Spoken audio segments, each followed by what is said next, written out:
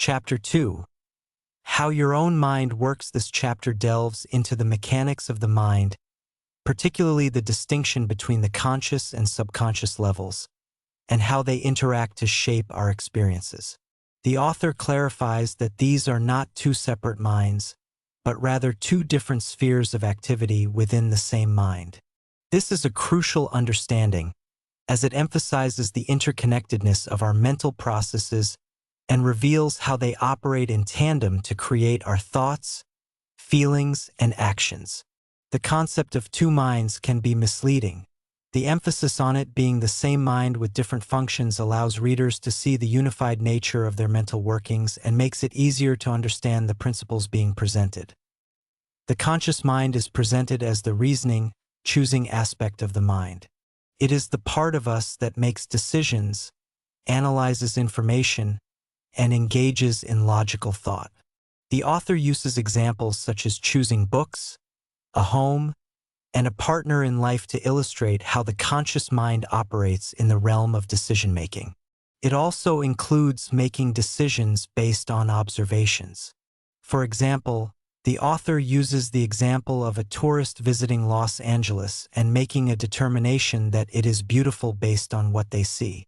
This is important because it highlights the conscious mind's role as the director of our lives. It is the part of us that actively engages with the world, making choices and interpreting experiences. It is the captain of the ship, but it relies on the engine room of the subconscious to execute its orders. As the analogy in the chapter makes clear. On the other hand, the subconscious mind is characterized as the automatic, non-reasoning aspect of the mind, responsible for the body's vital functions. Processes like the heartbeat, digestion, and breathing occur without conscious control, illustrating how powerful and autonomous the subconscious is in its operations. It is the seat of our emotions, habits, and memories, and it operates 24/7. It's always working, even when the conscious mind is at rest, demonstrating its power and influence. This concept challenges the notion that we are solely controlled by our conscious thoughts and actions and demonstrates a vast realm of unconscious activity. An important distinction is that the conscious mind can choose and reason, but the subconscious cannot. The subconscious mind simply accepts whatever the conscious mind believes and accepts as true and translates those beliefs into reality. This key difference shows how important it is to be mindful of the thoughts and beliefs we hold in our conscious mind, as they are constantly being recorded by our subconscious mind. If the conscious mind harbors negative beliefs, the subconscious mind will bring about experiences that correspond to those beliefs. This is why this chapter emphasizes the need to be aware of the quality of thoughts and the impact they have on the subconscious. The author describes the subconscious mind as subjective, meaning that it takes cognizance of its environment by means independent of the five senses. It is a realm of intuition, feelings, and inner knowing. It's a state of direct perception without the need for physical evidence. The author explains the ability of the subconscious to perceive by intuition. It's a way of accessing knowledge that goes beyond the limitations of our ordinary senses. This idea broadens the reader's understanding of how information can be received and interpreted. It suggests there are additional modes of perception available to us that are equally valid. The chapter introduces the concept of the power of suggestion and its effects on the subconscious mind. The author gives examples such as the woman who wakes up at 3 o'clock if she drinks coffee at night.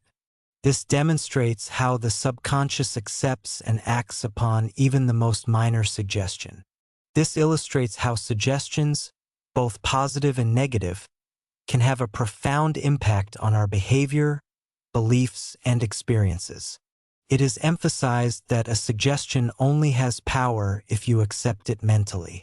This suggests that our acceptance of thoughts is what empowers those thoughts and allows them to manifest. The idea is that we have a choice regarding what we allow into our subconscious. The source explains how the subconscious mind can be influenced through suggestion, either from others or through autosuggestion. The chapter explains that a suggestion has no power in and of itself except if you accept it mentally. The example given is of two people in a ship, one who has fear of seasickness and one who does not, and how a suggestion will not produce seasickness in someone who doesn't believe they will get seasick. This demonstrates the importance of inner beliefs in shaping our experiences and our reactions to suggestions. This idea serves as a basis for the various techniques described in later chapters, showing the power individuals have in controlling their mental states. The author uses the story of a man who said he would give his right arm to see his daughter cured and ended up losing his arm and having his daughter healed to further illustrate the power of suggestion on the subconscious. This dramatic example highlights the profound influence of the subconscious and the need to be mindful of the kinds of thoughts and words we impress upon it. This event is a stark reminder of the subconscious mind's power and how deeply held beliefs can shape the events of our lives, both consciously and unconsciously. It is a caution about the impact of our own words, which can unintentionally create the circumstances we do not desire. The chapter compares the conscious mind to a captain navigating a ship and the subconscious mind to the engine room. The captain uses his knowledge and instruments to make decisions, while the crew in the engine room carry out his orders, not questioning the destination. This is one of the most important analogies in the book, giving readers a concrete way to visualize the relationship between the conscious and subconscious minds. It also shows how important it is for the conscious mind to take charge and give the right orders to the subconscious. This analogy demonstrates how important it is for the captain to make informed and correct decisions because the engine room, the subconscious, will follow those orders, whether they lead to success or failure. Another helpful example is that when you say, "I can't afford it," your subconscious mind takes you at your word and makes sure you won't be able to purchase what you desire. Similarly, if you state, "I do not like mushrooms," you will get indigestion when you are served them. This shows how our everyday thoughts and declarations have a direct impact on our experiences and actions. The subconscious mind is always listening and will act in alignment with the instructions it receives from the conscious mind. These examples illustrate how crucial it is to be mindful of our thoughts and words and to choose them intentionally. The chapter ends with the idea that the subconscious mind is always obedient to the commands given by the conscious mind. This places the responsibility for our experiences squarely on our conscious minds, implying that by being more aware of our thoughts, beliefs, and words we can more effectively control and manage our subconscious mind. It is a call to use intention and positivity. By recognizing how the mind works, readers can take ownership of their mental processes and use the power of the subconscious to create a better life. The chapter is a pivotal moment in the book because it lays the groundwork for all of the subsequent teachings and techniques.